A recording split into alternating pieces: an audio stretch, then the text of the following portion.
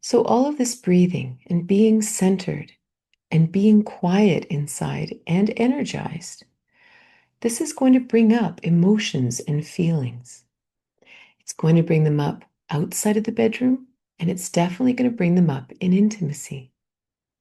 For the sake of our journey, we're going to use the words emotion and feeling in two different ways.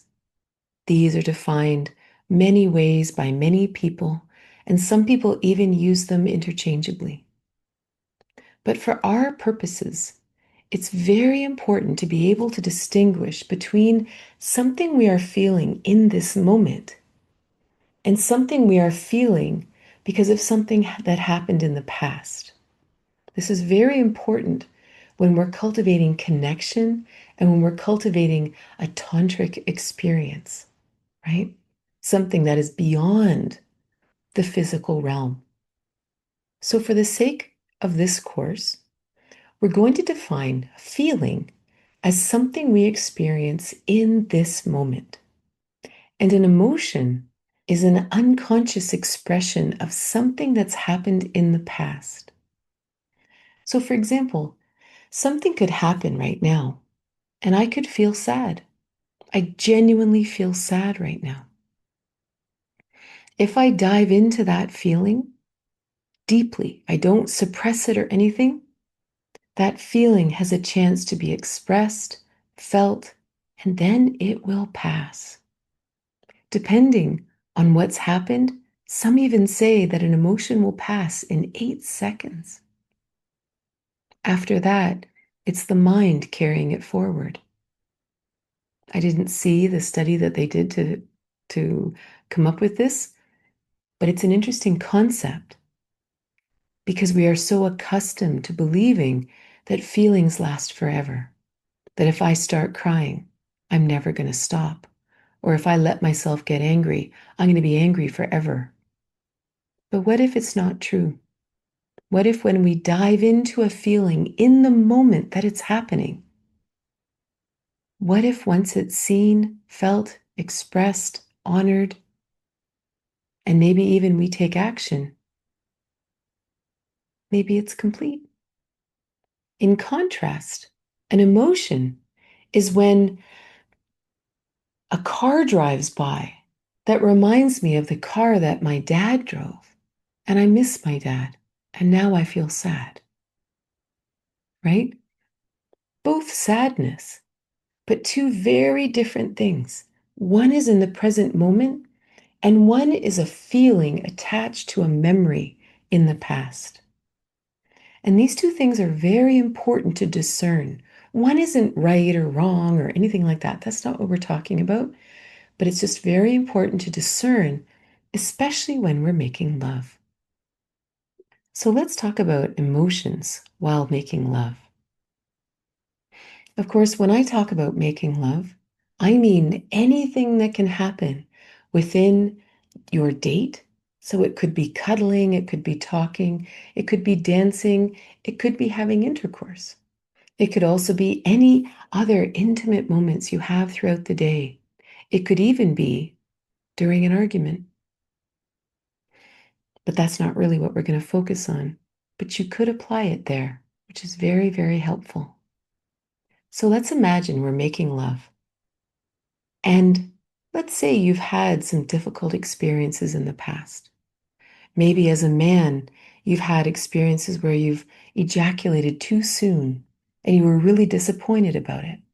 How easy would it be that you are making love with your partner now and something happens or they say something or a thought pops into your mind and suddenly you are now triggered and you are time traveling back to that time when you ejaculated too soon and you're worried and you're frustrated and you're angry and you are feeling these emotions. Now, of course, this isn't actually happening in this moment. You may be replicating it now that you've been triggered, but the reality is you are actually not in this moment. You are not with this partner at this time and place. You are actually in a previous time reliving a previous experience. This is important to note because what you want to do is to come back to the present. You don't want to time travel. You want to come back to the present. Now you can say, wow, this is really making me nervous because in the past I've had this trouble. You can say that to communicate with your partner, to come back into connection with your partner, right?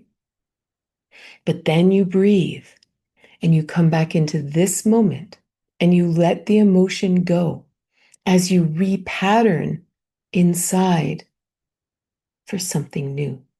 Similarly, let's say as a woman, you've had experiences in the past where sex hurt, or maybe you've struggled to orgasm in the past, and your current partner in this moment starts to do something, and whatever it is they did or said, or you heard a song or something, all of a sudden, boom, you're triggered. You've time traveled back to a previous experience, and now you're going, oh, here we go again. And you are now overlaying the present moment with a memory from the past. And you're feeling pain, and you're feeling sadness, and you're feeling unseen, and you're feeling all these things. But none of them are actually happening. They are all a projection from the past onto this very innocent present moment. So again, because you've time traveled and disconnected from your partner, it's kind of nice sometimes to say, wow, I'm kind of getting triggered back to an old experience right now. Whew. And then you both kind of slow down and everybody breathes. And now we pattern something new in this experience. And you may have to do this a few times, but to be very clear that old emotions have no place in today's lovemaking. But we can use today's lovemaking to help heal and blow the fire out of those old emotions, to release the attachments, to release the trigger, right? But in actual lovemaking, you don't want to get lost in these past experiences. You don't want to get lost in old emotional triggers.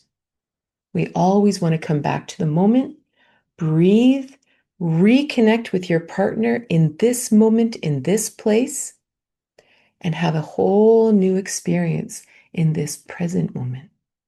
Now, feelings are an expression of what's happening right now.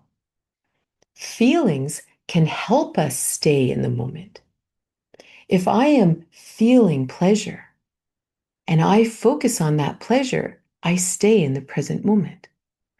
If I communicate what I'm feeling right now with my partner, they are feeling it too, right? They can't feel the emotion of a trigger the same as the feeling right now. When I share how I'm feeling, and it could be anything, it could be, ooh, that doesn't feel quite good. Could you do it this way? We are still connecting. We are still communicating, communing, right? If in this moment I'm suddenly feeling sad, I can share that. Wow, I feel so sad right now. How come? I don't know. But an emotion is here and I don't know what it is. Or maybe I feel anger, or maybe I feel frustration, but I haven't time traveled, right? I'm not in I'm not in an old experience. I'm right here, but I'm just feeling something. Right? But now I'm sharing it with my partner, and we are making love through this feeling, through this experience. This can also help you release the old emotional patterns that when I'm feeling sadness and I'm feeling frustration, to come into the moment and say, what am I feeling right now? Do I feel safe? Am I feeling pleasure? Am I feeling love? What am I feeling now? And this again will help us anchor in this present moment with our partner. So I highly recommend sharing your feelings. You can share your emotions too, but in a healing context, right? We're not sharing the emotions to connect that way. We're sharing the emotions to kind of say, here's what's going on. I might need you to hold a little more space for me because I'm trying to heal something from the past, right? It's just an awareness. But when you're making love, communicate as much as you can about what you're feeling in this moment, and it will amp everything up. Now, of course, if you're making love and you are deep in an internal pleasure process and you are just floating in joy together, you don't have to speak. That's okay. And in fact, it's beautiful to stay within in those moments and merge through the body, through the energy. And maybe you make sound instead. Maybe your sound expresses how you feel.